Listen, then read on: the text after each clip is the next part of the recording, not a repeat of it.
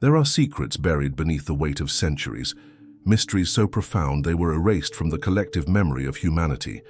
But truth always finds a way to emerge. They say that in a distant time, when the gods still walked among men, a sacred ritual was left behind as a divine legacy.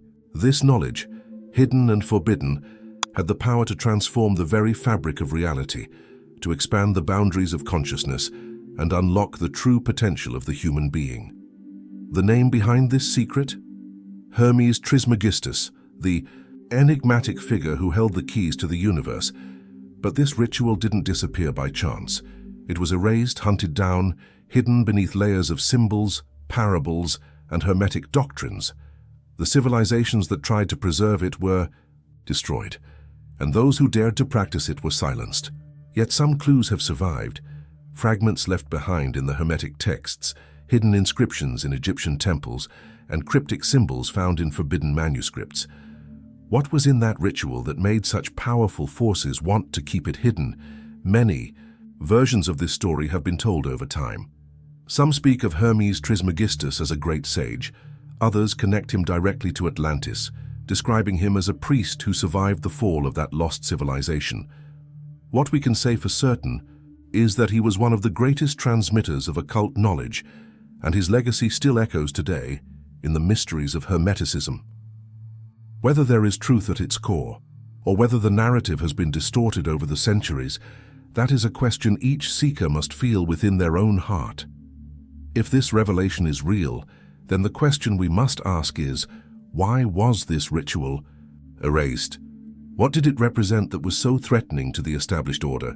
And more importantly, is it possible to recover it? Before we can answer these questions, we need to understand who Hermes Trismegistus truly was, and why his legacy has passed through the ages like a whisper that never fades. The stories that have endured through time speak of a mystery. The Egyptians called him Thoth, the Greeks Hermes. But were these simply different names for the same being? Or are we dealing with a figure who transcended eras and cultures, carrying knowledge that reaches back to a time even older than ancient Egypt itself? There are those who say that Hermes Trismegistus was not merely a sage, but a survivor of Atlantis, a priest who escaped the collapse of that great civilization and brought with him the secrets of creation, the science of the cosmos, and mastery over the hidden forces of nature. If this connection is true, then the origin of Hermetic knowledge would not lie in Egypt, but in a much older culture, one whose traces can still be found in sacred texts and mysterious symbols. Egypt itself, it seems, did not arise out of nowhere. There are records and inscriptions that suggest its wisdom was inherited from an earlier civilization. According to some esoteric traditions, Thoth taught the first pharaohs, founded the temples, and established the pillars of Hermetic philosophy, creating a bridge between the gods and humanity. But if Egypt was merely a late reflection of Atlantean knowledge, what then was the true essence of that legacy? The lost ritual may be one of those keys, a technique left behind by the Atlanteans to preserve their connection with the divine and expand the limits of human consciousness. A practice capable of transforming energy, opening portals of the mind, and accessing higher dimensions of existence. If this is true, then what Hermes guarded was not merely a set of philosophical teachings, but a tool capable of altering reality itself. Still, if this knowledge was so powerful, why was it erased? If Thoth truly brought with him the secrets of Atlantis, why was his heritage cast into the shadows of mystery and occultism? Was it mere chance, or did someone deliberately seek to bury it in the darkness of history? Perhaps the answer lies in the persecution and suppression of this knowledge across the centuries, something that leads us to the next great mystery. Power has always been in the hands of those who possess knowledge, and throughout history, empires, religions, and secret societies have understood this truth in the most ruthless way possible. Whoever controls knowledge controls reality, and the lost ritual of Hermes Trismegistus was no exception. At some point, what was once freely taught in Egyptian temples, mystery schools, and occult initiations began to be silenced, erased from the scriptures and distorted until it became only a faint echo of its original purpose. But what motivated this suppression? Was it fear, control, or a calculated effort to prevent ordinary people from accessing a power that could change everything? The persecution of Hermetic knowledge didn't happen all at once.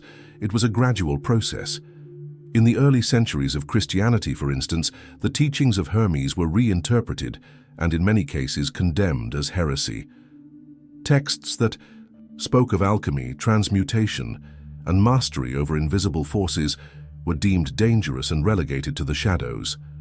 The ancient mysteries were reduced to abstract philosophy, while the practical ritual, the one said to activate the higher mind and connect man to cosmic forces, was carefully removed from public reach. Yet this knowledge was never entirely destroyed. Certain orders, like the Rosicrucians, branches of Freemasonry, and groups of initiates in Egypt, Greece, and even medieval Europe, preserved fragments of this wisdom. But it wasn't something accessible to just anyone. These rituals came to be locked away, reserved only for those deemed worthy of receiving them. And so what once may have been a path to spiritual evolution for all humanity became an elitist secret, wrapped in oaths and enigmatic symbols. But what was in that ritual that made it so dangerous? What was its true purpose? If it was hidden away, it's because its practice had real, perhaps even transformative effects. And this leads us to the next mystery. What exactly did this ritual do? And why was it so closely tied to the most fundamental energy of human existence? The pharaohs knew, the priests knew, Hermes knew. But today few understand. The human body is a key, and sexual energy is a portal. Among the ancient mysteries was a teaching that stated that the energy generated by sexuality was not merely a biological instinct, but a force capable of shaping reality. This principle is hidden in Hermetic texts, in alchemical philosophy, and even in religious practices disguised as mythology. The key to creation, whether physical, spiritual, or mental, was found in this principle of generation and regeneration, which appears in the Corpus Hermeticum and in various esoteric traditions. Egyptian rituals reveal traces of this secret. Among the sacred ceremonies of the pharaohs, there was the practice of ritual ejaculation into the Nile, symbolizing the fertilization of Egypt itself by the divine principle of creation. But this act went beyond agricultural fertility. It represented the transmutation of vital energy toward a higher purpose, something Hermes Trismegistus taught as the foundation of manifesting reality. Egyptian priests understood that sexual energy could be refined and channeled into elevated states of consciousness, a concept that would later reappear in Tantra, in sexual alchemy, and in the teachings of various occult orders. The relationship between sexuality and spirituality has always been taboo, not because it is insignificant, but because it holds real power. Ancient traditions taught that sexual energy, when used with intention and knowledge, could not only generate life, but also open dimensional portals within the mind itself, activating altered states of perception and transcendence. Hermeticism speaks of transmutation, not only of metals, but of the inner energies of the human being. The true secret of alchemy was not turning lead into physical gold, but raising the densest vibrations of matter into their purest, most subtle form. If sexual energy was seen as a key to access higher dimensions, then the lost ritual of Hermes Trismegistus may have been a practice that taught precisely how to do that. But how did it work? What were its essential elements?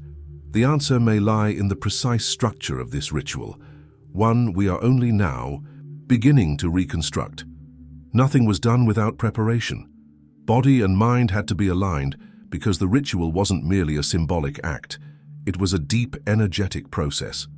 The ancient masters understood that vital energy, when properly directed, could open the doors to higher states of consciousness. To achieve this, one had to follow a specific sequence of steps, each preparing the practitioner for a more advanced level of transmutation. This ritual was a tool of transformation, designed to raise the individual's vibration and connect their consciousness to the universe. The first step was spiritual and energetic preparation. Initiates underwent a rigorous process of purification, both physical and mental. This could involve fasting, ritual bathing, breathwork, and deep meditation. But above all, it required liberation from destructive patterns and vicious cycles that drain vital energy. Many people are trapped in addictions. And here, we're not just talking about substances, but also about repetitive behaviors and thought. Patterns vibrating at a dense frequency, such as guilt, self-sabotage, fear, anxiety, and depression. The first act of the ritual is to recognize these patterns and understand that they do not define who you are. A practical way to begin this process is to observe your own habits without judgment. Take a notebook and write down what, in your daily routine, is draining your energy without bringing growth. This simple act of observation already begins to shift your vibration, as it acts like a light bringing awareness and clarity to the dark. The second step was the alignment of polarities. This isn't limited to biological male and female aspects, but refers to the internal forces that govern our minds and emotions. Within each of us is an active principle and a receptive one. Sexual energy, when not consciously directed, can become a chaotic force that keeps us trapped in impulses and fleeting desires. But when we learn to balance it, it becomes fuel for creation and transformation.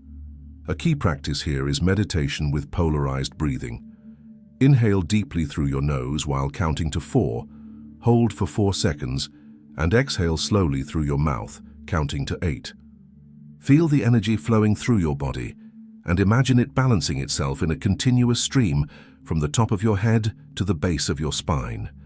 This simple exercise already begins to transmute your energy and strengthen your presence.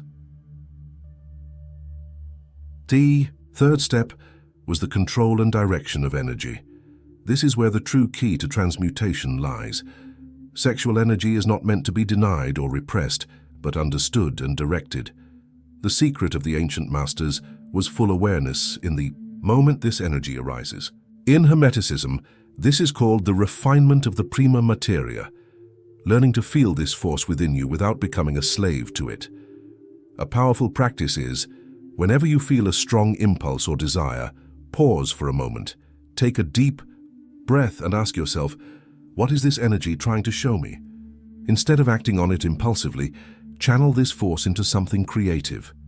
Write, draw, meditate, or move your body. This teaches the mind not to be a hostage of repetitive patterns. The fourth and final step was the invocation of creative power. This is the climax of the ritual, where the refined energy becomes a tool for manifestation. In Egypt, priests used sacred symbols and chants to amplify this force. But in daily practice, this can be done through spoken intention. After completing the previous steps, sit in silence, close your eyes, and visualize your energy rising to the top of your head. Then repeat mentally or aloud a powerful affirmation such as, I am the creator of my reality. My energy expands and manifests in my life as prosperity, clarity, and evolution. Do this daily for at least 7 days and observe the subtle changes around you. Now the question remains, what happens after practicing this ritual? The answer lies in the vibration you maintain. Guilt, fear, and shame vibrate at the lowest levels of the emotional scale. To access elevated states, you must learn to forgive yourself, to understand that past cycles do not define your future. True alchemy happens when we stop seeing sexual energy as a burden or a taboo and begin to recognize it as the flame that can illuminate our path. But how does this transformation manifest in the real world? That is the key that leads us to the next mystery.